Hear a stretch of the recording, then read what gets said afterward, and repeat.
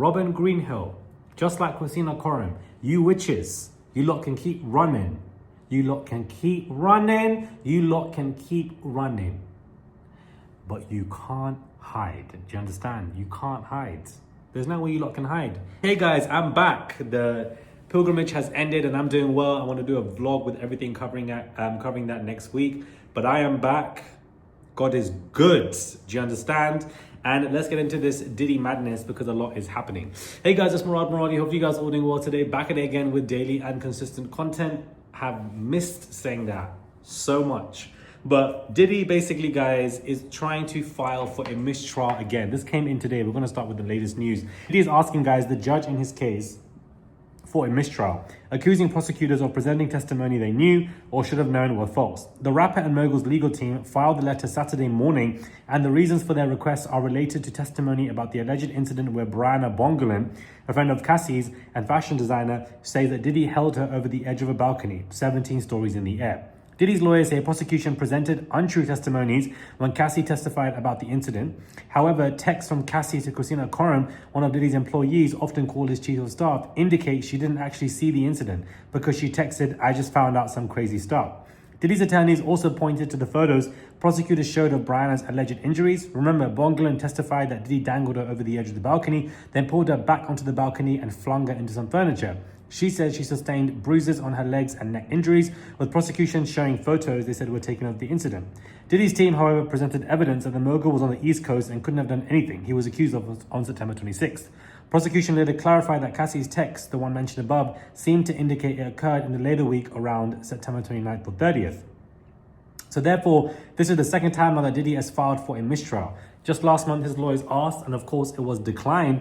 And Diddy argued the knowledge that the fingerprints of Kid Cudi's car were destroyed was meant to, cause prejudice for the jury, but the judge denied their request. The judge has yet to rule on this new request for a mistrial, but he could decide at any given moment, guys. So please stay tuned. I think it's so, how do I say, downright cheeky, guys, that he would sit there and try to apply for a mistrial. You aren't going to get this mistrial. You first tried to do it with perjury and, prejudice in regards to, first of all, prejudice, with the fingerprints, and now it's perjury with Brianna Bongolan's testimony. The judge denied that very quickly the first time, and I feel like he's going to do that again when the trial returns, I believe, tomorrow on Monday.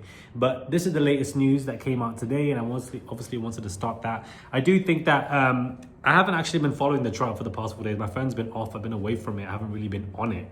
But I do feel like Diddy is not doing well. The judge recently just told him off for the fact that he was looking at some of the jury, mouthing words to them, looking stern, giving them, stares. And I guess this was a form of a intimidation tactic that he does with a lot of people. This is just what he's used to doing. And so for the judge to tell him off and say that he will be removed from the courtroom if he does it again, to me, again, is not great news for him and is a driving force away from him. Because A, you shouldn't be doing that. B, you are intimidating the very same people that are meant to be on your side, or you want them to be on your side for you to be a free man. And C, the judge telling Diddy off, what are the jury even going to think of that? It's all a chess game. And I think that Diddy is trying to play psychological games because this is what this man does best. And these intimidation tactics, guys, simply did not work at all.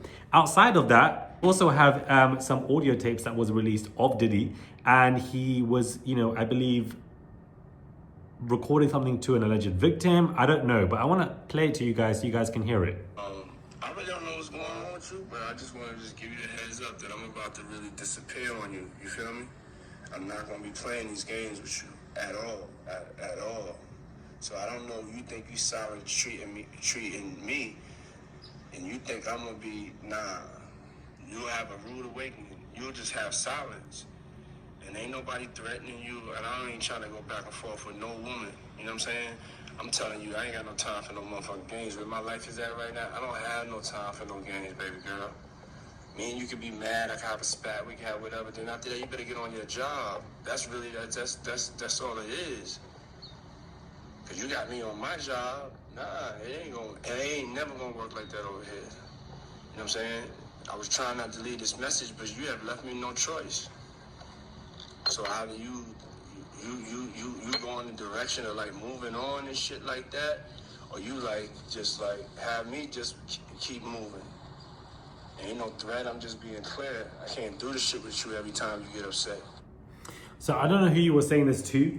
To be honest with you, I feel like this guy was drugged out of his mind, because in this video he is slurring and repeating words, and he does feel, or maybe he's taking alcohol or something, he feels like he's on something. Now, TMZ have released this, and I feel like they released this on purpose to show that, look, this man is being not hostile towards somebody and trying to be reasonable and logical, and therefore that in itself should support his character. I don't know about you, but since this Diddy trial has started, TMZ have been driving 100 miles an hour to defend this man, and I don't understand why. It makes TMZ look so bad, it damages their credibility, and a lot of people like me have now changed their minds on TMZ as a platform because they're not that credible, unfortunately. Now, moving on to Diddy and Britney Spears once again. There was a specific person recently in court in the transcripts who was released in regards to managing Diddy's affairs and money, and that person was Robin Greenhill. This particular woman was heavily mentioned and involved in Britney's corrupt conservatorship with TriStar Entertainment and mastermind Louis Taylor, and she also is Diddy's accountant. So once again, guys, it shows that Britney Spears traffickers are related to Diddy, and that Diddy probably, I wouldn't be surprised if he brought Robin Greenhill and introduced Robin to Britney's team so that Britney can continue to be controlled. This man would play in people's faces and have higher up executives or other people around to control a lot of these musicians. And so I think that he definitely played a pinnacle role, Diddy, in Britney's demise, because there are loads of silent people around Britney that help to keep her down, and Robin Greenhill was definitely one of them. I like the fact that these names are being mentioned because it goes to show you that their crimes are not being unnoticed, and that their names being mentioned in legal documents implies that, you know, trouble could be coming their way, because it gives us more publicity. We're talking about Robin again, and she probably doesn't like that at all. The whole corrupt Louis Taylor, guys, is a whole different conversation for another day, but I definitely recommend you guys watch a YouTuber called Surprise Witness. I like her content, and I feel like she does very good deep dives. And she's been on the Britney Spears case for a very long time, specifically the Louis Taylor corrupt stuff. I would recommend you guys watching her, checking her stuff out, because she is on it, honey. She's on that Britney Spears stuff. And Robin is just as corrupt as Louis Taylor. All of them are corrupt. And once again, the network of people are, you know, correlated. They're all linked together. I read that report out from Whitney Webb, who related Epstein to Diddy and how they both work for huge oligarch networks. Well, once again, there are more connections, and corruption follows all of them. Robin Greenhill, just like Christina Coram, you witches, you lot can keep running. You lot can keep running. You lot can keep running. But you can't hide. Do you understand? You can't hide. There's no way you lot can hide. Every other week, every other month, there's pressure applied upon you until you will break. Do you understand? From the crimes that you have committed or allegedly, and then consequences will arise. That's all I want to say. Subscribe to the channel, comment down below, give this video a thumbs up, I would appreciate it. Also, I might look a little bit tired, I do apologize. This entire week has been intense, but this pilgrimage has ended.